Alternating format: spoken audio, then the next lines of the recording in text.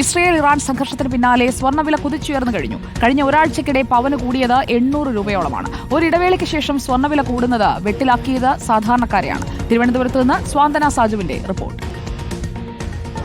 ഇസ്രയേലും ഇറാനും തമ്മിലുള്ള വലിയ സംഘർഷത്തിൻ്റെ ഒരു സാഹചര്യത്തിലൂടെയാണ് നമ്മളിപ്പോൾ കടന്നു പോയിക്കൊണ്ടിരിക്കുന്നത്. ഈ ഒരു സംഘർഷം അത് പല രാജ്യങ്ങളെയും വലിയ രീതിയിലുള്ള വിലക്കയറ്റത്തിലേക്ക് തള്ളിവിട്ടുകൊണ്ടിരിക്കുകയാണ്. പ്രത്യേകിച്ച് സ്വർണവും പെട്രോളിയവും പോലെയുള്ള ഉൽപ്പന്നങ്ങൾക്ക് വലിയ രീതിയിലുള്ള വിലക്കയറ്റമാണ് ഈ കഴിഞ്ഞ ഏതാണ്ട് ഒരാഴ്ചയായി അനുഭവപ്പെട്ടുകൊണ്ടിരിക്കുന്നത്. നമ്മളിപ്പോൾ നിൽക്കുന്നത് തിരുവനന്തപുരത്തുള്ള ഒരു ജ്വല്ലറിയിലാണ്. ഈ സ്വർണത്തെ ഇത് എത്രത്തോളം ബാധിച്ചിട്ടുണ്ട് എന്നുള്ള ഒരു കാര്യമാണ്, ഈ വിലക്കയറ്റം എത്രത്തോളം സ്വർണ്ണ വിലയെ ബാധിച്ചിട്ടുണ്ട് എന്നുള്ള കാര്യമാണ് നമ്മൾ നോക്കുന്നത്. ഇവിടെ ഈ ഒരു ജ്വല്ലറിയുടെ GM ഇപ്പോൾ നമ്മളോടൊപ്പം ചേരുകയാണ്. നമുക്ക് അദ്ദേഹത്തോട് തന്നെ ഒന്ന് ചോദിക്കാം. സ്വർണ്ണവില വല്ലാതെ കൂടുന്നുണ്ട്.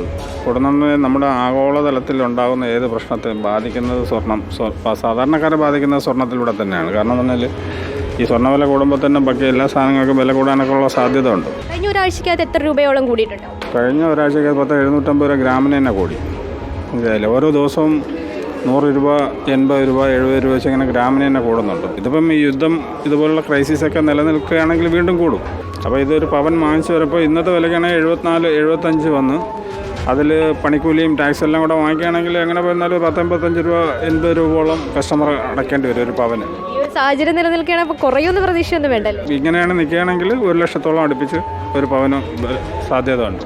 സ്വർണം വാങ്ങാൻ വന്ന ചില ആളുകളുണ്ട്, അവരോട് കൂടി ഒന്ന് ചോദിച്ചേക്കാം. സ്വർണത്തിനൊക്കെ എങ്ങനെയാണ്? വില കുറയുമെന്നും പറഞ്ഞ് പ്രതീക്ഷിച്ചിരിക്കുകയായിരുന്നു, ബുക്ക് ചെയ്തിട്ട് പ്രതീക്ഷിച്ചിരിക്കുകയായിരുന്നു. ഇല്ല, വില കുറഞ്ഞില്ല. അപ്പോഴത്തേക്ക് ബുക്ക് ചെയ്ത് തിരിച്ചെടുക്കാൻ വേണ്ടി വന്നതാണ്. നമ്മളെ പോലെ പാവപ്പെട്ടവരൊക്കെ എങ്ങനെ സഹോദരിമാരെ കെട്ടിച്ചേക്കുന്നു, അതുകൊണ്ട് വളരെ കഷ്ടപ്പാടാണ്. സാധാരണക്കാരെ സംബന്ധിച്ചിടത്തോളം വലിയ ഒരു ബുദ്ധിമുട്ടാണ്. കാരണം ഇപ്പോൾ ഒരു കല്യാണത്തിനായാലും ഒക്കെ കുറച്ചെങ്കിലും ഒരു സ്വർണ്ണം ഇടണം എന്ന് ആഗ്രഹമുള്ളവർക്ക് പോലും സ്വർണ്ണം വാങ്ങാൻ പറ്റാത്തൊരു സ്ഥിതിയിലേക്കാണ് കാര്യങ്ങൾ പോകുന്നത്. നേരത്തെ ഇപ്പോൾ ജനറൽ മാനേജർ പറഞ്ഞതുപോലെ തന്നെ 1 ലക്ഷം രൂപ വരെയൊക്കെ സ്വർണ്ണത്തിന് നിരക്ക് പോയേക്കാം. ഈ ഒരു സ്ഥിതിയിലാണ് കാര്യങ്ങൾ പോകുന്നതെങ്കിൽ പോയേക്കാം എന്നുള്ള ഒരു നിഗമനം തന്നെയാണ് അദ്ദേഹം പറഞ്ഞിരിക്കുന്നത്. സ്വർണ്ണത്തിന് വില കുറയുമെന്നുള്ള പ്രതീക്ഷ ഉടനെ ഒന്നും വേണ്ട എന്ന് തന്നെയാണ് നമുക്ക് മനസ്സിലാകുന്നത്.